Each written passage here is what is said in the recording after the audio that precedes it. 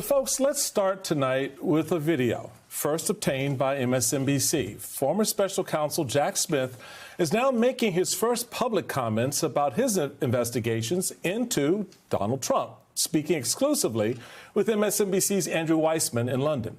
During that extensive conversation, Smith blasted the recent charges brought against Trump's perceived political enemies.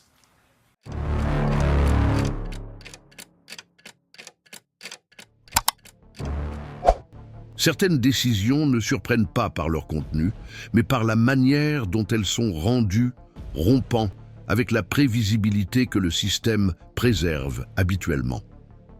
Au début de l'après-midi du 6 décembre, la Cour suprême des États-Unis a rendu une décision inhabituelle, une ordonnance d'exécution forcée émise en dehors du calendrier ordinaire sans audience publique, est liée à une affaire qui, jusqu'à ce moment-là, ne figurait dans aucun des registres officiels de suivi de la Cour. La mesure fixait un délai non prorogeable de 72 heures pour que des documents spécifiques soient remis à la justice fédérale, sous peine de sanctions immédiates.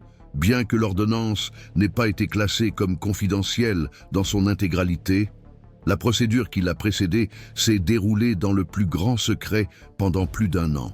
L'impact de cet épisode ne s'est pas limité à ce qui s'est passé au sein de l'instance judiciaire.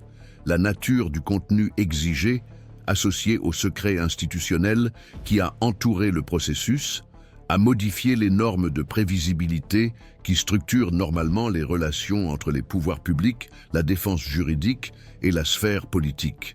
Pour la première fois depuis le début des multiples procédures impliquant le président Donald Trump, il est devenu évident qu'il existait un front d'enquête actif, solide et totalement invisible pour la couverture médiatique, les prévisions juridiques de la défense et même le radar de ses partisans stratégiques. La décision de la Cour suprême n'est pas le résultat d'une procédure visible, mais l'aboutissement d'une procédure qui a traversé au moins 2 instances inférieures en toute discrétion. La décision, rédigée de manière directe, rejetait les allégations de privilèges exécutifs, rejetait les arguments relatifs à l'immunité présidentielle et fixait des délais dans un langage interprété comme définitif. Aucune mesure antérieure n'avait adopté ce ton. Aucune autre action judiciaire récente n'avait démontré un tel degré de coordination entre les sphères de contrôle institutionnel. Selon des sources juridiques qui ont demandé à rester anonymes au journal Politico, l'existence de la procédure n'a été détectée en coulisses qu'après que le système électronique de la Cour suprême ait enregistré le mouvement final, visible seulement pendant environ 40 minutes avant d'être temporairement masqué. À partir de ce moment, une course informelle pour obtenir des interprétations fiables a commencé. Des cabinets d'avocats spécialisés en droit constitutionnel ont commencé à publier des notes internes. Des universités dotées de centres d'études sur la gouvernance constitutionnelle ont ouvert des panels d'urgence pour suivre l'affaire. Et dans les coulisses des organes législatifs fédéraux, des sénateurs et des députés des 2 partis ont cherché à obtenir des informations techniques sur les mécanismes qui permettent un traitement en toute confidentialité au sein de la plus haute juridiction du pays. Cet épisode, bien que concentré sur une seule décision, a été considéré comme faisant partie d'un problème plus large. Dans quelle mesure le système juridique peut-il agir à l'abri des regards du public lorsqu'il y a un risque institutionnel? Et quels sont les critères qui sous-tendent effectivement ce type de choix? L'absence d'explications officielles directes a encore amplifié les spéculations. À partir de déclarations anonymes diffusées par des médias tels que CNN, MSNBC et le Washington Post, il a été possible d'établir que les documents demandés concernent 3 domaines: les registres financiers d'entreprises liés au président depuis 2015, les communications avec des agents étrangers dont l'identité reste protégée, et des documents liés à des activités électorales pouvant avoir un lien international. Aucun de ces fronts n'apparaissait jusqu'alors dans les enquêtes publiques en cours. C'est là le point d'inflexion. L'existence d'une enquête parallèle menée de manière autonome, étayée par des éléments confidentiels, considérés comme légitimes, rompent avec la logique de suivi public qui caractérisait jusqu'alors les principaux litiges impliquant Trump. Les analystes juridiques observent que cette décision non seulement ajoute à la complexité de l'ensemble des procédures en cours, mais crée également un précédent quant à la manière dont les tribunaux supérieurs peuvent fonctionner lorsqu'ils estiment que les risques institutionnels dépassent les paramètres normaux de transparence. Bien que techniquement accessible après sa publication, le contenu de l'ordonnance n'a encore fait l'objet d'aucun commentaire officiel, ni de la part du ministère de la Justice, ni de la Cour suprême elle-même, ce qui renforce l'hypothèse selon laquelle certains éléments de l'enquête sont encore préservés avec une extrême prudence. Cette absence de déclaration soulève de nouvelles questions. Qu'est-ce qui a motivé exactement ce degré de protection sans précédent ? Pourquoi la Cour suprême a-t-elle choisi de mener une procédure confidentielle jusqu'à sa phase finale, sans aucune anticipation publique? Et comment ce modèle d'action peut-il influencer d'autres actions en cours? Le récit politique qui s'est formé autour de cet épisode comporte également des éléments de malaise institutionnel. La défense du président, surprise par cette décision, a indiqué par l'intermédiaire de sources proches qu'elle n'était pas préparée à une exigence de cette ampleur. Selon les médias, des réunions d'urgence ont été convoquées le jour même où l'ordonnance a été publiée. Des conseillers juridiques proches du président auraient cherché des alternatives procédurales pour minimiser l'impact de la décision. Mais le délai de 72 heures empêchait tout recours pratique. Des experts en droit constitutionnel interrogés par différents réseaux ont confirmé que la décision de la Cour suprême, étant définitive et contraignante, n'était pas susceptible d'appel. Même s'il était possible de contester des éléments accessoires de l'ordonnance, le temps disponible pour le faire serait pratiquement nul. La défense s'est donc retrouvée face à un dilemme: se conformer intégralement à l'ordonnance, au risque d'exposer de nouveaux éléments de responsabilité juridique, ou désobéir en assumant des conséquences pouvant inclure des mesures coercitives. Selon des informations attribuées à des interlocuteurs proches, le président a réagi avec une vive indignation. Il aurait qualifié la mesure de oppressive, bien qu'il n'ait fait aucune déclaration officielle jusqu'à la fin de la journée. Au Congrès, des parlementaires alliés ont commencé à évaluer les effets politiques de la mesure. Dans certains secteurs du Parti républicain, cet épisode a été interprété comme un signe que d'autres enquêtes, tout aussi secrètes, pourraient être en cours. Cette incertitude a eu des effets immédiats sur la stratégie juridique de Trump, obligeant à reconfigurer les calendriers internes et à faire appel à des experts externes pour des conseils en matière de risque. Bien qu'il n'y ait pas de confirmation publique, on suppose qu'au moins 2 avocats qui défendent le président envisagent de renoncer à l'affaire. Selon des sources proches, la justification serait l'absence d'informations préalables sur l'existence de la procédure confidentielle, ce qui pourrait constituer un manquement à la confiance entre le client et la défense.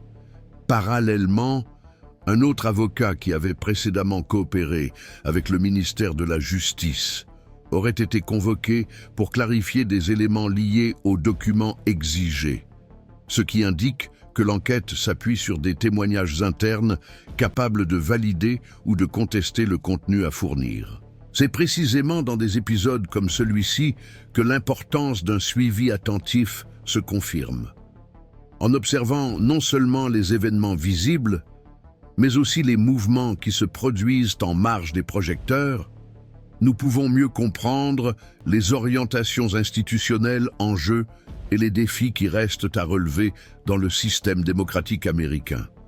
À partir de là, l'attention des institutions s'est détournée de la décision elle-même pour se concentrer sur les mécanismes qui l'ont rendue possible, et surtout sur le degré de coordination qui a permis à une procédure judiciaire d'une telle ampleur d'être menée sans aucune fuite notable pendant plus d'1 an. Ce type de convergence, bien qu'informelle, suggère une action coordonnée de multiples centres institutionnels opérant selon une logique d'exception stratégique. En d'autres termes, le processus semble avoir impliqué non seulement le pouvoir judiciaire, mais aussi des secteurs de la sécurité institutionnelle, des centres de renseignement financiers et des opérateurs spécialisés dans la protection des données, le tout dans un écosystème juridique qui jusqu'alors était principalement mené au grand jour. C'est ce contraste qui produit l'effet le plus remarquable, alors que les autres actions impliquant le président ont fait l'objet d'une controverse narrative continue, avec des manifestations publiques, des mobilisations partisanes et un suivi en temps réel par la presse. Ce nouveau front a été entièrement construit. L'hypothèse selon laquelle il aurait été soutenu par des critères de sécurité nationale a commencé à prendre de l'ampleur, à mesure que de nouvelles informations sur la nature des documents exigés ont été révélées. Des experts en droit constitutionnel qui ont agi en tant qu'observateurs externes, parmi lesquels d'anciens procureurs fédéraux et des membres de commissions de contrôle législatif, ont commencé à indiquer que la clause de confidentialité absolue appliquée à la procédure aurait difficilement pu être maintenue aussi longtemps sans l'accord ou la recommandation des agences fédérales de renseignement. Ce type de validation ne figure pas officiellement dans les décisions judiciaires, mais il est courant lorsque les enquêtes franchissent les frontières entre la juridiction civile et les protocoles de défense institutionnelle. C'est dans ce contexte que l'analyse de l'ordonnance rendue par la Cour suprême prend une autre dimension. Le texte, bien que concis, fait explicitement référence au fait que les documents demandés ne relèvent pas du champ d'application d'une quelconque allégation viable d'immunité présidentielle. Plus qu'une affirmation de fond, il s'agit d'un signal institutionnel indiquant que les actes faisant l'objet de l'enquête ne sont pas interprétés comme relevant des fonctions de l'État, mais comme des actions privées, ou, tout au plus, de nature hybride, ayant un impact potentiel sur les structures républicaines. Cette interprétation a été renforcée par des avis techniques rédigés par des centres de recherche juridique d'universités tels que Yale, Columbia et Georgetown, dont les experts ont souligné que le libellé de l'ordonnance indiquait une distinction claire entre les prérogatives constitutionnelles et les responsabilités individuelles. À partir de cette lecture, toute tentative de soutenir des thèses de protection fonctionnelle, telles que le recours au secret exécutif, aux accords de confidentialité ou aux restrictions diplomatiques, devient résiduelle. Ce vide préalable des défenses les plus courantes augmente considérablement l'impact de la mesure et, dans le même temps, réduit la marge de manœuvre pour les réactions juridiques conventionnelles. Plus encore, cela aide à comprendre pourquoi la décision a été structurée avec un délai court et une marge nulle pour la contestation. Le contenu de l'ordonnance suppose que tous les mécanismes de défense avaient déjà été exercés, ce qui confirme que la procédure a suivi toutes les étapes sans interruption et que ses fondements ont été reconnus tout au long du processus. Cette convergence aide à comprendre la solidité de ce qui a été rendu public en décembre. Mais elle met également en lumière le type d'articulation technique nécessaire pour maintenir ce processus hors de portée des routines journalistiques et partisanes. Dans ce cas, le secret ne semble pas avoir été uniquement un instrument de protection. Il a fonctionné comme une stratégie d'efficacité institutionnelle.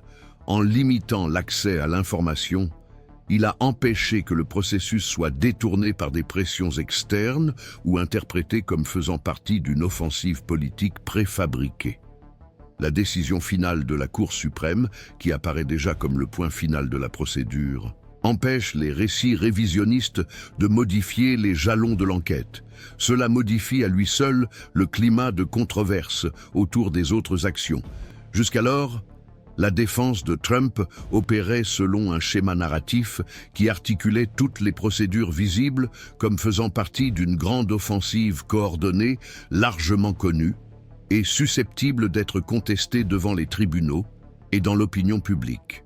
Avec la révélation d'un front caché, cette logique s'effondre. On se rend compte que tous les fronts n'étaient pas cartographiés et que les risques procéduraux n'étaient pas pleinement connus, même par l'équipe de défense. Ce sentiment de vulnérabilité cognitive ou de lacune stratégique a des effets sur la capacité d'articulation des avocats et aussi sur la perception des alliés politiques qui commencent à envisager l'hypothèse de l'existence d'autres pistes d'enquête encore confidentielles. Concrètement, cela génère une nouvelle couche d'incertitude. Toute tentative d'anticiper le comportement du système juridique perd de sa cohérence, lorsque l'ensemble des procédures en cours est lui-même incertain. Ce point a été souligné dans des analyses récentes produites par des institutions indépendantes telles que la Brookings Institution et le Brennan Center for Justice.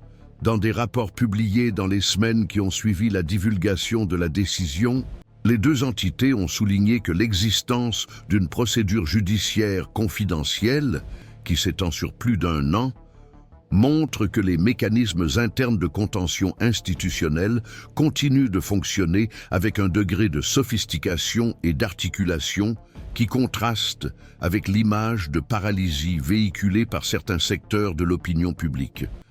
Cette constatation n'a toutefois pas d'implication linéaire. Si d'une part elle renforce la capacité du système à agir avec discrétion et autonomie, d'autre part elle met en évidence la difficulté d'évaluer de l'extérieur les paramètres de décision utilisés dans ces occasions. Qu'est-ce qui justifie en fait qu'une affaire soit traitée à l'abri des regards du public? Quels sont les critères minimaux qui définissent ce type de procédure? Et quels sont les mécanismes de contrôle qui garantissent que cette confidentialité ne se transforme pas en un outil arbitraire? Ce sont là des questions qui ressurgissent avec une force renouvelée en ce moment et qui ne trouvent toujours pas de réponse consensuelle. À ce stade de la procédure, on peut également identifier un schéma de reconfiguration institutionnelle. La manière dont l'ordonnance a été rédigée, le type de langage utilisé, les délais fixés et l'absence de marge de négociation suggèrent que la Cour suprême n'a pas agi de manière isolée, mais comme instance finale d'un processus articulé entre différentes sphères du système. Cette perception, bien que non confirmée officiellement, a gagné en force parmi les observateurs institutionnels qui identifient un mouvement plus large de réaction systémique face à la persistance de comportements qui testent les limites de la légalité par des voies indirectes. Il s'agit d'une hypothèse qui, bien que prudente, fait l'objet de discussions dans les panels d'analyse constitutionnelle depuis le début de la conjoncture actuelle. Selon cette interprétation, le système ne réagit pas seulement aux crimes formellement constitués, mais aussi aux modèles de comportement qui, même en marge de l'illégalité explicite, génèrent une érosion cumulative des structures républicaines. Cette idée d'autodéfense diffuse du système est complexe, mais elle a été utilisée pour expliquer pourquoi différents organes, notamment les tribunaux, les commissions législatives et les unités de contrôle, ont commencé à fonctionner de manière plus synchronisée, même sans coordination explicite.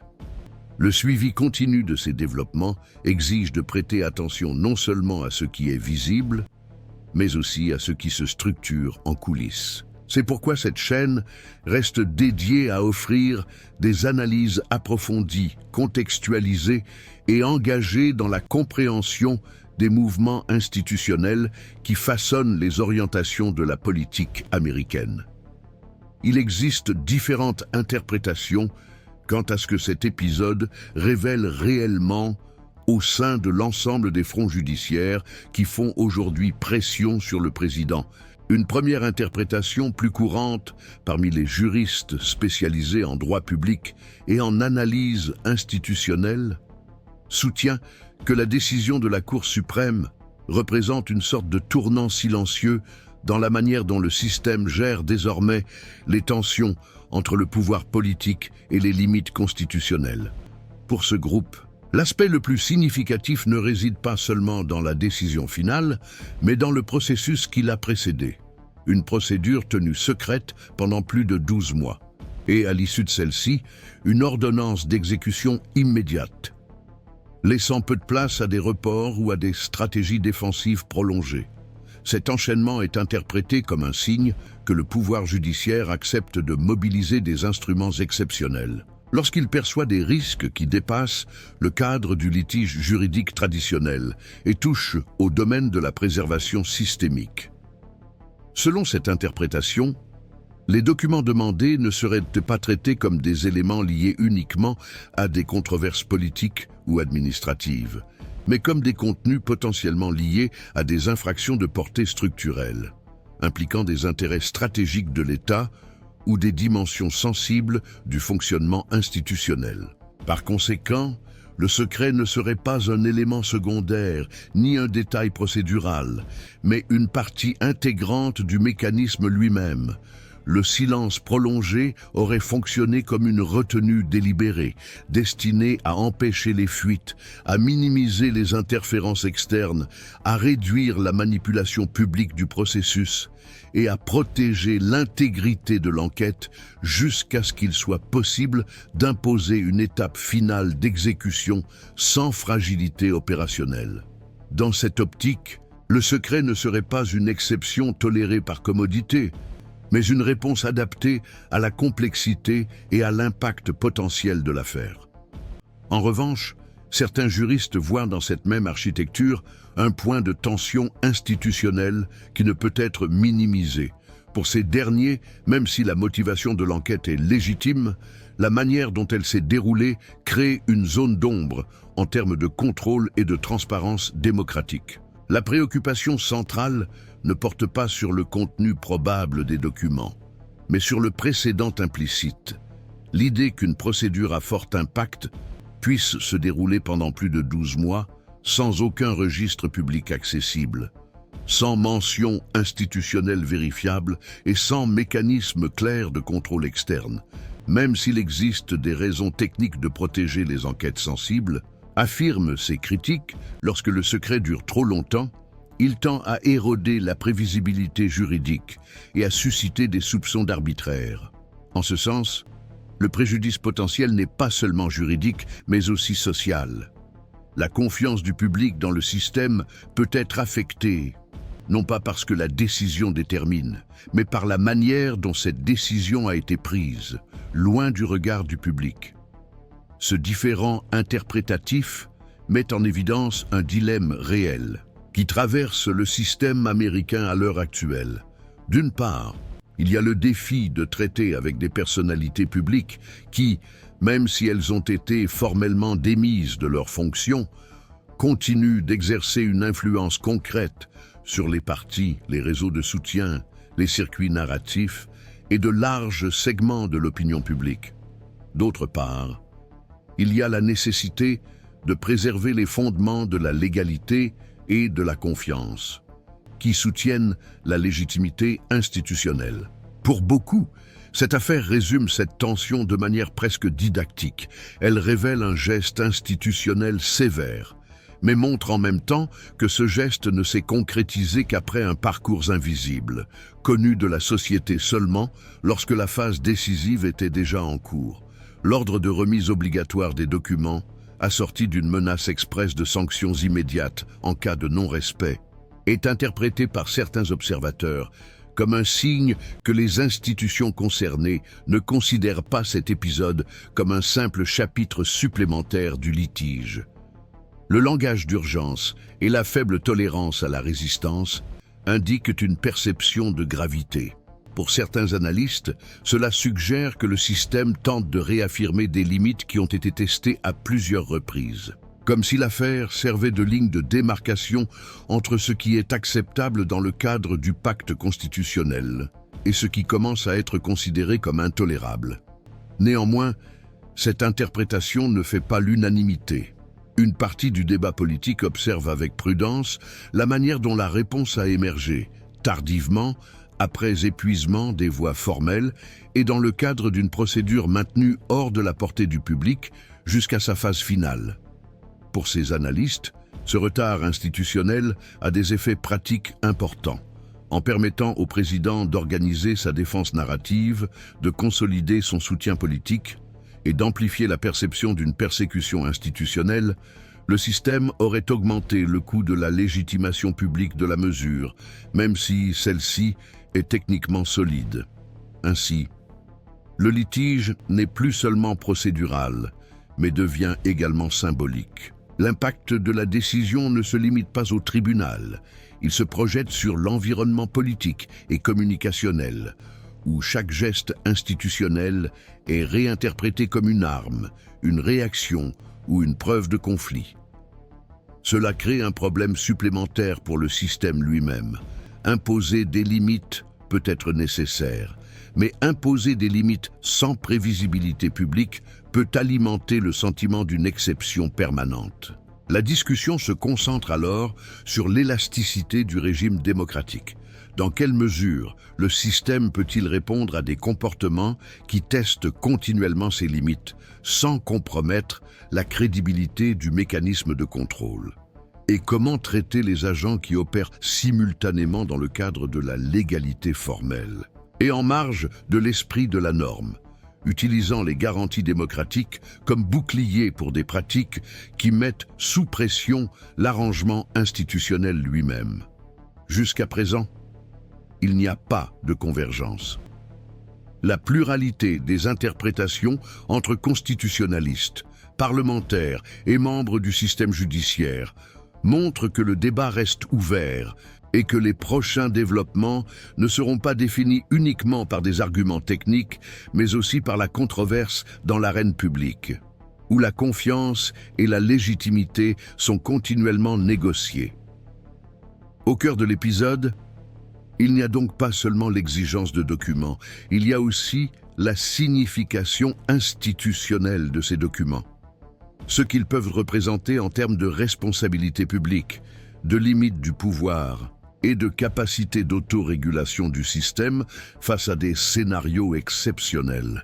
Si les hypothèses impliquant des liens avec des agents étrangers, des mouvements financiers non déclarés ou des tentatives d'ingérence dans les processus électoraux se confirment, l'affaire pourrait prendre une dimension historique. Mais même si ces hypothèses ne se confirment pas immédiatement, il y a un point qui a déjà des conséquences. Le fait qu'une procédure de cette ampleur soit restée confidentielle pendant plus de 12 mois modifie en soi la perception de la manière dont la démocratie américaine réagit lorsqu'elle est confrontée à des acteurs qui opèrent en marge du régime légal.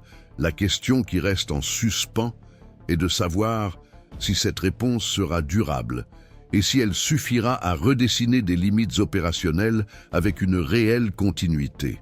Et en cas de continuité, si le système parviendra à le faire sans déformer les principes mêmes de transparence et de prévisibilité qui servent de base à la légitimité démocratique. C'est pourquoi cette chaîne continue de suivre chaque étape, chaque inflexion et chaque changement de langage au sein des structures institutionnelles. Car comprendre ce qui est en jeu ne consiste pas seulement à observer des faits isolés, mais à interpréter des signes, qui ne deviennent souvent pleinement visibles que lorsque le processus est déjà bien avancé et que ses effets ont déjà commencé à s'accumuler.